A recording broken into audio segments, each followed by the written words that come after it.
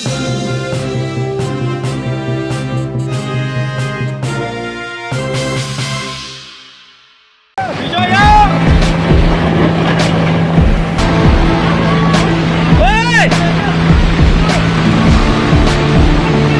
रात्रि और कल दिन में भी भारी से भारी वर्षा का अलर्ट जारी किया गया है और इसलिए इस भारी वर्षा के दृष्टिगत आप सभी लोगों को निवेदन है कि सतर्क रहें। उत्तराखंड में कुमाऊं से लेकर गढ़वाल तक पिछले कई दिनों से लगातार बारिश का दौर जारी है, जिसके कारण इंसान और जानवर बुरी तरीके से प्रभावित हो चुके हैं। नैनीताल जिले में भारी बारिश को लेकर रेड अलर्ट जारी किया गया था, जिसकी वजह से भूस्खलन, बाढ़ और जल भराव है।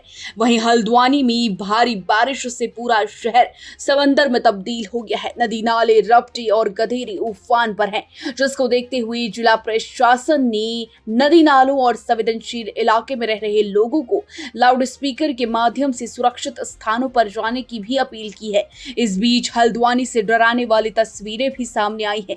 पर्वतीय क्षेत्रों में हो रही बारिश से गौला नदी का जलस्तर इस सीजन में पहली बार डराने वाला है। गौला का जलस्तर बढ़ने से सिंचाई विभाग ने एकाएक बैराज के गेट खोल दिए। इधर मूसलाधार बरसात से लाल कुआं रेलवे लाइन के रास्ते में आ रहा पानी रेलवे स्टेशन में भर गया, जिससे पटरियां और प्लेटफॉर्म जलमग्न हो गए हैं। जिसके बाद ये पानी यहां से सेंचुरी पेपर मिल के अंदर घुस गया, जिसने मिल के तमाम प्लांटों में नुकसान पहुंचाते हुए घोड़ा नाला क्षेत्र की सेंचुरी पेपर मिल की दीवार तोड़कर घोड़ा नाला में जमकर तबाही मचाई।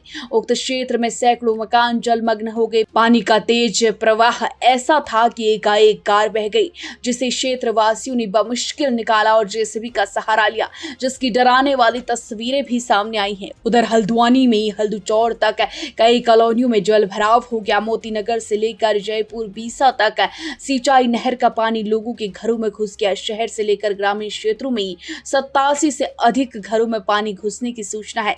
उधर हिमालय कॉलोनी, छड़ायल, सुयाल में घुटनों तक पानी भर गया। 10 घरों में पानी घुसने से लोगों का सामान खराब हो गया। दमडुआ क्षेत्र में रकसिया नाले में 2 बाइक सवार बहते बहते बचे। उनकी बाइक नाले में बह गई। पानी रुकने के बाद लोगों की मदद से बाइक निकाली गई। लोगों के घर जमींदोज हो गई। झुग्गी झोपड़ियां सब बह गई। हाईवे पानी से लबालब है। हल्द्वानी में पानी ही पानी देखने को मिल रहा है।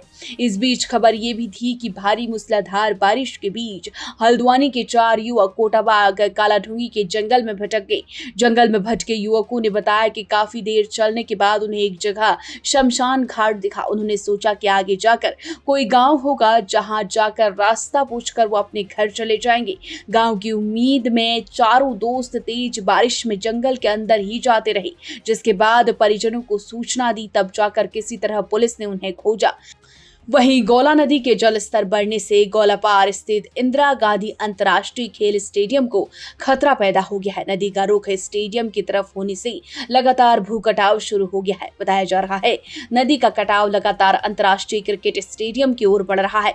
नदी कभी भी स्टेडियम को अपनी चपेट में ले सकती है, जिसको देखते हुए प्रशासन की टीम लगातार स्टेडियम की निगरानी में जुटी है। आपको बता दें, पूरे नैनीताल जिले में मूसलाधार बारिश से जनजीवन अस्त व्यस्त हो गया है। बीते 24 घंटे में ही नैनीताल में 200 मिमी बारिश दर्ज की है। जगह जगह मलबा आने से जिले में 21 सड़कें बाधित हैं, जिन्हें खोलने का काम जारी है। नैनीताल को जोड़ने वाले तीनों मार्गों पर भी रुक रुक कर पत्थर और मलबा गिरने से लोगों को दिक्कतें हो रही हैं। इस बीच IAS दीपक रावत ने लोगों से क्या कुछ अपील की है, सुनिए। माननीय मुख्यमंत्री जी के स्तर से जो पिछले कुछ दिनों से कुमाऊं में बारिश हो रही है, रेड अलर्ट है, उसकी समीक्षा की गई थी और निर्देश दिए गए थे। इसमें मुख्यतः जो रोड्स की स्थिति है, कहीं पे अगर वो बंद हैं उनको तत्काल खुलवाया जाना, जिन एरियाज में जल भराव हो रहा है वहां पे राहत पहुंचाना और पानी को डाइवर्ट करना, इस सब की समीक्षा की गई। इसमें माननीय मुख्यमंत्री जी को अपडेट किया गया। देखिए, एक तो सबसे पहली बात यह है, जिसके घर में पानी चला जाता है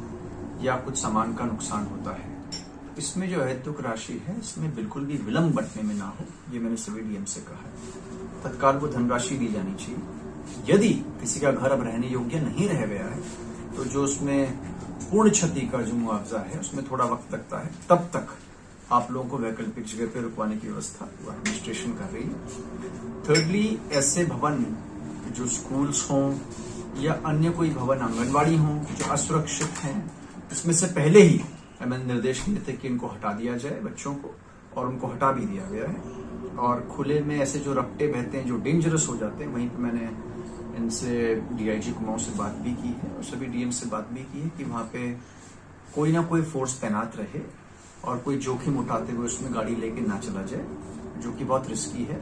आपके माध्यम से भी ये मेरी अपील है कि जब रपटे होते हैं, पानी बहाव में रहता है, तो मात्र टेस्ट करने के लिहाज से वहां से चले जाते हैं और बाद में बड़ी दुर्घटना हो जाती है। तो ऐसा ना करें, पानी को पूरा कम होने का हम वेट करें और सब्र रखें।